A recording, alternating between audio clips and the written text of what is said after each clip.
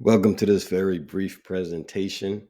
I present to you Wayne to disappear, diminish, decrease, and you will see exactly what that means in a few short minutes. This is the app IDA that I have. I appreciate you being here. So let's get it started. I'm going to actually get it started with a brief video by Scarface. Streaming. No, absolutely not. Should rappers take their music off stream to get it back to where people got to pay real money to get it? Yep, I would. 4,000 stream, a million streams is $4,000. What? Yeah, 1 million streams is $4,000. Too much. It's too much red tape, man, in between that because you don't never know. It's kind of like the record selling too. You don't know how many records you really sold. Right. You know what I mean? What they tell you. Let's just go by what they tell you. But the streaming, I'm still not hip to how this works. Right. And that's why I'm not putting out any new music. I'm not releasing any new music because it would just be all done in vain. Because those people have come up with something so slick to cut us all the way out the money. So in the music industry, as a musician, this is a huge problem. And finally, I'm grateful to see people like Scarface and other musicians speak out about it. So they had three main problems. So there's lack of transparency and revenue sharing, with musicians earning fractions of a cent per stream. Music is consumed primarily through streaming today, but as musicians, we have no way of knowing exactly how much they really make. Okay. And as of right now, again, like you said, a million streams is essentially roughly about $4,000. All right. So that's the first problem, lack of transparency and the revenue sharing. The problem number two, delayed payouts. So again, if you were to acquire that 1 million streams, that 2 million streams, well, you don't get paid that today. You get paid that in months. Okay. That's the next thing. Thirdly, there are limited ways to increase product value or monetize scarcity. There are millions and millions of artists on Spotify, and I'll show you some numbers pretty soon.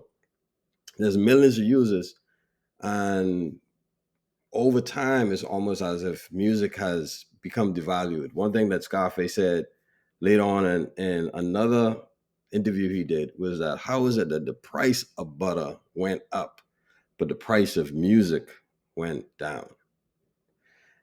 So what I propose to you is, Wayne, the solution. So the first thing, direct to fan sales with same day payout options to musicians. So you can sell your music on this platform and you have the ability to be paid the exact same day. Secondly, there's built-in mechanisms for limited releases and timed expirations. And I'll talk about that in a little bit. Thirdly, transparent because of blockchain-backed technology. Also, because of blockchain technology, this is immutable, so you can't erase it.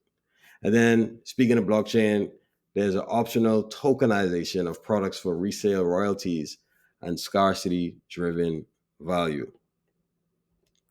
Briefly, let's look at the target market. So the target market is obviously independent and mainstream musicians. And then secondly, buyers who value authenticity, simplicity, and transparent transaction.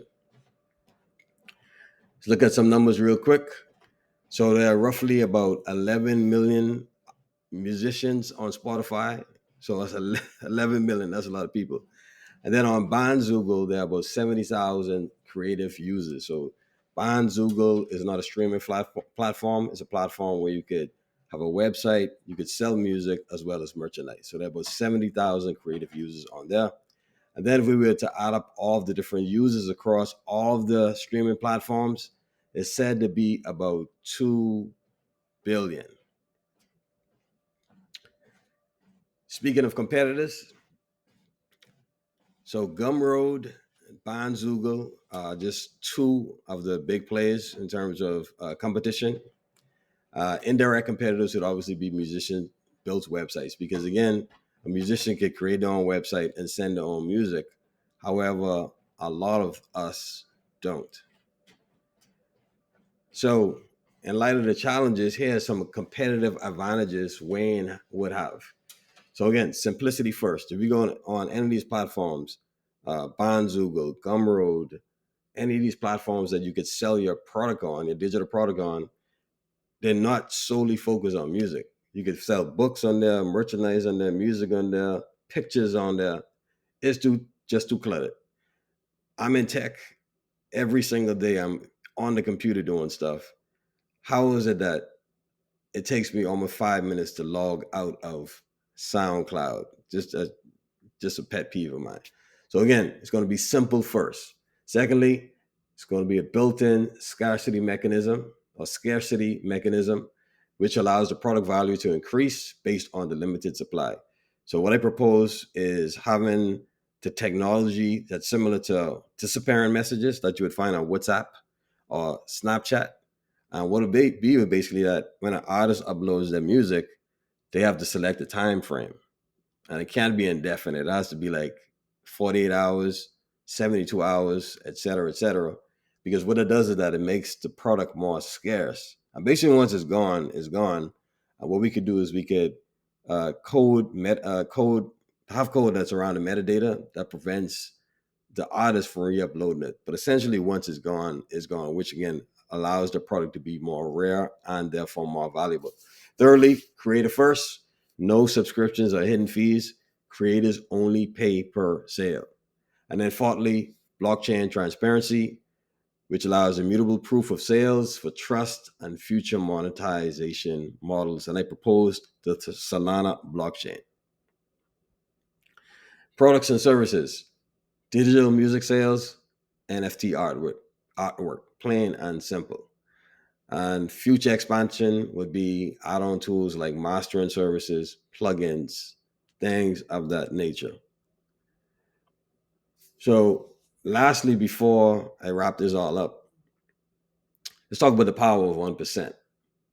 So what if we could capture 1% of the artist that's on Spotify? So if we're able to do that, that's 110,000 artists, right? Let's say we're able to do it in 5 years. That's 110,000 paid musicians. That's the goal. We have them being paying, right? And what if we're able to help each one of them earn only $50,000? So for an artist to earn $50,000, that's just selling 5,000 units at $10, which isn't a lot. Particularly if this is an artist that's been doing touring or whatnot, 5,000 units is not a lot. If we use Gumroad's formula, so Gumroad charges a fee of 10% plus 50 cents. But if we use this formula, we just say we just want to charge 10% of that, right?